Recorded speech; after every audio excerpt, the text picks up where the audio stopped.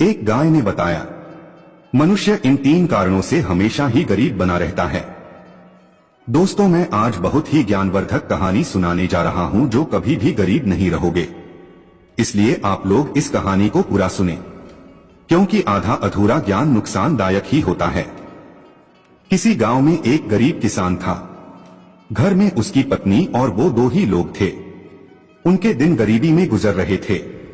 पति पत्नी दोनों ही दिन रात अपने भाग्य को कोसते रहते, भगवान से शिकायत करते कि उन्हें इतना गरीब क्यों बनाया। इसी तरह से दोनों के दिन गुजर रहे थे। फिर कुछ समय बीतने के बाद किसान की पत्नी गर्भवती हुई और एक बच्चे को जन्म दिया। लेकिन बच्चे को जन्म देने के कुछ समय के बाद ही किसान की पत्नी की अचानक मृत्यु हो गई। किसान पर दुख का पहाड़ टूट पड़ा। धन की कमी और बच्चे के पालन पोषण के चलते उसे बहुत परेशानी होने लगी। उसका छोटा बच्चा भूख प्यास से व्याकुल रहता, परंतु किसान के पास दूध देने वाला कोई पशु नहीं था जिससे किसान अपने बच्चे का पालन पोषण कर सके और वह अपने बच्चे को दूध पिला सके। उसने बच्चे को चावल का पानी पिलाया, परंतु बच्चे की भूख नहीं शांत हुई। उसे तो दूध चाहिए था, लेकिन वह किसान इतना गरीब था कि वह दूध कहां से लाता। इसी तरह से 2 से 3 दिन बीत जाते हैं। उस किसान का एक पुराना दोस्त था। वह किसान के एक दिन घर आया और किसान की इस तरह की हालत को देख करके यह दोस्त उस किसान से कहने लगा, हे मित्र, हमारे गांव के पास में एक जंगल है। उसमें एक बड़े ही सिद्ध महात्मा रहते हैं और उनके पास एक बहुत ही सुंदर सुंदर गाय हैं। तुम उन्हीं के पास जाओ और उनसे प्रार्थना करो और उनसे एक गाय मांग लो। मुझे पूरा भरोसा है कि वो साधु बड़े ही नेक दिल वाले हैं और उस गाय को तुम्हें दे देंगे। वह किसान अपने दोस्त की बात को सुन करके अगले दिन उस महात्मा के पास पहुंचने का विचार बनाता है। फिर जब सुबह होती है तब वह किसान उस महात्मा से मिलने के लिए चल देता है और अंत में वह स्थान पहुंच जाता है जहां पर वह महात्मा जी अपनी कुटिया बना करके रहते थे। किसान उस महात्मा के पास पहुंचता है और महात्मा को प्रणाम करता है और कहता है कि हे महाराज, मेरी पत्नी ने एक बच्चे को जन्म दिया और जन्म देने के कुछ ही घंटों के बाद वह दुनिया छोड़ करके चली गई, जिससे मेरा बच्चा इस समय भूख प्यास से बेहाल रोता है और छटपटा रहता है क्योंकि उसका पेट नहीं भर पा रहा है। इसीलिए मैं बड़ी ही उम्मीद के साथ आपके पास आया हूँ। मैंने सुना है कि आपके पास एक बहुत ही सुंदर दूध देने वाली गाय है, इसलिए मैं आपसे यह गाय मांगने के लिए आया हूँ ताकि मैं अपनी पुत्र का भूख गाय का दूध पिलाकर मिटवा सकूं। आप अपनी गाय मुझे दे दे तो आपकी बड़ी कृपा होगी। किसान की बात को सुन करके महात्मा जी ने कहा कि हे किसान, मैं तुम्हें गाय को अवश्य दे दूंगा, लेकिन इस गाय को देने से पहले तुम्हें मेरी एक शर्त मानना पड़ेगा। तब वह किसान महात्मा से बोला, आप अपनी शर्त बोलिए, मैं हमेशा मानने के लिए तैयार हूँ। तब महात्मा बोला, तुम इस गाय को अपने पास ले जा करके इसके खाने पीने और रहने का पूरा ध्यान रखोगे और समय समय पर चारा पानी का प्रबंध करते रहोगे और सुबह अपने भोजन करने से पहले ही एक रोटी गाय को खिला करके तब तुम खाओगे, क्योंकि जहाँ गाय माता जाती है उनके पीछे पीछे सिद्धि के देवता और भाग्य के विधाता भी आ जाते हैं।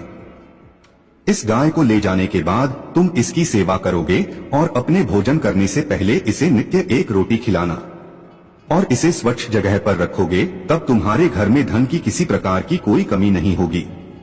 मेरी एक बात तुम हमेशा ध्यान रखना कि जब तुम्हारी जरूरत पूरी हो जाए और तुम इस गाय का लाभ उठा लो तो इस गाय को दूध देना। जब यह बंद कर देगी तब इस गाय को मत छोड़ना, अन्यथा तुम फिर से दरिद्र हो जाओगे। इतनी बात मेरी हमेशा याद रखना।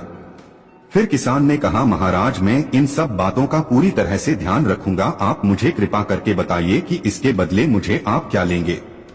महात्मा ने किसान की बात सुनी तो महात्मा ने कहा कि मैं तुमसे कुछ नहीं लूंगा, मैं तुम्हें इस गाय को ऐसे ही दे दूंगा। मैं तुमसे कुछ लेकर के क्या करूंगा। मैं एक तो सिद्ध सन्यासी हूँ, मुझे धन दौलत की कोई चाह नहीं और ना ही इसकी कोई मुझे आवश्यकता है। इस बात को सुनते ही किसान महात्मा के चरणों में गिर पड़ा और उस गाय को लेकर के अपने घर की तरफ चल दिया। फिर वह किसान गाय को चारा पानी खिलाने के बाद दूध निकाल करके अपने बच्चे को दूध पिलाता। इसी प्रकार से नित्य सुबह और शाम गाय की खूब सेवा करता। बड़े अच्छे तरीके से गाय को नहला करके उसके भोजन का प्रबंध करता और सबसे पहले गाय को रोटी खिलाने के बाद वह अपने घर में भोजन खाता। फिर कुछ समय बीतने के बाद किसान का लड़का धीरे धीरे बड़ा होने लगा और साथ ही वह किसान भी उस गांव का सबसे धनवान व्यक्ति बन गया। और इसी तरह से किसान का जीवन बड़े ही अच्छे तरीके से गुजर रहा था। और कभी किसी कारणवश किसान को कहीं दूर जाना पड़ता तो गाय की देखरेख की जिम्मेदारी अपने नौकरों को सौंप देता और कहता कि गाय को किसी भी तरह का कोई कष्ट नहीं होना चाहिए। मेरे आने तक तुम लोग गाय का पूरा ख्याल रखना और इसे चारे पानी का किसी तरह का कष्ट ना होने पाए। इतना कहने के बाद किसान अपने घर से चला जाता और लौटकर आने के बाद फिर से गाय माता की सेवा में स्वयं लग जाता था। फिर कुछ समय बीतने के बाद एक दिन अचानक गाय ने दूध देना बंद कर दिया। तब किसान ने सोचा कि हो सकता है किसी कारण से गाय ने आज दूध नहीं दिया होगा, और मन ही मन सोचने लगा चलो कोई बात नहीं, अगले दिन वह फिर से दूध देगी। लेकिन फिर से अगले दिन वह गाय दूध नहीं देती है, तो इस प्रकार से उस गाय ने दूध देना बंद कर दिया। धीरे धीरे किसान का मन गाय की तरफ से हटने लगा। अब किसान ने गाय पर बिल्कुल ध्यान देना बंद कर दिया। पहले तो वह गाय से बहुत प्रेम करता था, जैसे वह गाय के पास आता और उसे चारा खिलाया करता था, उसे नहलाया करता था, उसे सहला करता था, और कहीं बाहर जाने पर देखरेख के लिए अपने नौकरों को बोला करता था। लेकिन अब वह गाय को देखना भी बंद कर दिया था। गाय को पानी पिलाया है या नहीं, चारा खिलाया है या नहीं, गाय कैसी है, स्वस्थ है या नहीं, उसको नहलाया है कि नहीं, इसका कोई मतलब नहीं रहता था। उसके इस व्यवहार के कारण वह गाय बहुत ही कमजोर हो चुकी थी। अब उस किसान ने गाय को रोटी देना भी बंद कर दिया, और जिस जगह पर गाय गोबर करती उस जगह की साफ सफाई करना भी उसने बंद कर दिया था, तथा गाय को खिलाने से पहले यह खुद खाने लगा। इस तरह से गाय के आसपास गोबर और मूत्र इकट्ठा होता और उसमें कीड़े पड़ने लगे। गाय खुद बेचारी भूख प्यास से कमजोर हो गई। फिर एक दिन की बात है कि उस गाय के पास किसान जाता है और गाय को देख करके बड़ा क्रोध में हो जाता है, और उस गाय को एक छूटे से खोल करके सीधे जंगल में छोड़ देता है और वह वहां से लौट आता है। कितना क्रूर हो गया वह किसान। जब गाय दूध दे रही थी तब सब ठीक था, और अभी यही किसान घने जंगल में गाय अकेले छोड़ दिया। फिर किसान जब घर को आया तो देखा कि उसका बेटा अचानक से बीमार पड़ गया। वह अपने बेटे को एक बड़े डॉक्टर के पास लेकर के गया और कहने लगा कि डॉक्टर साहब, मेरे बेटे को किसी भी तरह से आप ठीक कर दीजिए, आपको जितना भी धन चाहिए वह मैं देने के लिए तैयार हूँ। डॉक्टर ने कहा ठीक है, और इलाज करना शुरू कर दिया। लेकिन कितना भी इलाज करने के बाद भी उस लड़के की स्थिति में कोई सुधार नहीं हुआ। तब उस डॉक्टर ने कहा कि मुझे और धन की आवश्यकता होगी, यहाँ इस गांव में इस लड़के को ठीक नहीं किया जा सकता, इसके लिए तुम्हें लड़के को शहर के बड़े अस्पताल में ले जाना होगा। वहाँ हर तरह की व्यवस्था रहती है, इसलिए अधिक धन खर्च होगा, लेकिन तुम्हारा बेटा ठीक हो जाएगा। किसान ने कहा कि मेरे पास जितना भी रुपया पैसा था मैंने अपने लड़के की दवाइयों पर खर्च कर दिया। अब तो मेरे पास एक फूटी कड़ी भी नहीं बची है। अब तो केवल मेरा घर बचा है। किसान ने अपने लड़के के उपचार के लिए अपना घर भी बेच डाला, और उसने घर को बेच करके जो पैसा लिया उस पैसे से उस लड़के का इलाज करवाना शुरू कर दिया। कुछ समय बाद किसान का बेटा स्वस्थ हो जाता है, और फिर किसान अपने लड़के को लेकर वापस अपने गांव में आ जाता है। और जब वापस आता है तो उसका घर नहीं रहता है, क्योंकि वह अपना घर बेच चुका था। फिर वह अपने लड़के को लेकर एक झोपड़ी में रहने लगता है। वहीं पर फूट फूट कर रोने लगता है और विचार करता है कि यह सब मेरी ही गलती के कारण हुआ है, यह सब मेरे ही कर्मों का फल है। मैंने बहुत बड़ी गलती की है। मैं साधु महात्मा के कहे हुए बातों को तनिक सा भी ध्यान में नहीं रखा, जिससे हमको आज अपने कर्मों का फल भुगतना पड़ रहा है। मैंने गाय पर अत्याचार किया और उसकी देखरेख तक नहीं की, उसके चारे की व्यवस्था भी नहीं की, इसी कारण से मेरे साथ ऐसा हुआ है। जब तक वह गाय दूध देती रही मैंने उसकी सेवा की, इसके बाद मैंने उसकी सेवा करना बंद कर दिया और उसे असहाय छोड़ दिया। इस तरह से किसान सोचता और रोने लगता। फिर एक दिन अपनी गाय को ढूंढने के लिए जंगल में निकल जाता है। जंगल में कुछ देर चलने के बाद उसे अपनी वही गाय दिखाई देती है जिसे उसने छोड़ करके भगा दिया था। फिर किसान गाय के पास पहुंचता है और किसान अपनी गाय के पैर में गिर करके रोने लगता है और माफी मांगने लगता है, जिससे वह हाथ जोड़ करके विनती करने लगता है, गिड़गिड़ाने लगता है और कहता है कि हे गाय माता, मैं आपका अपराधी हूँ।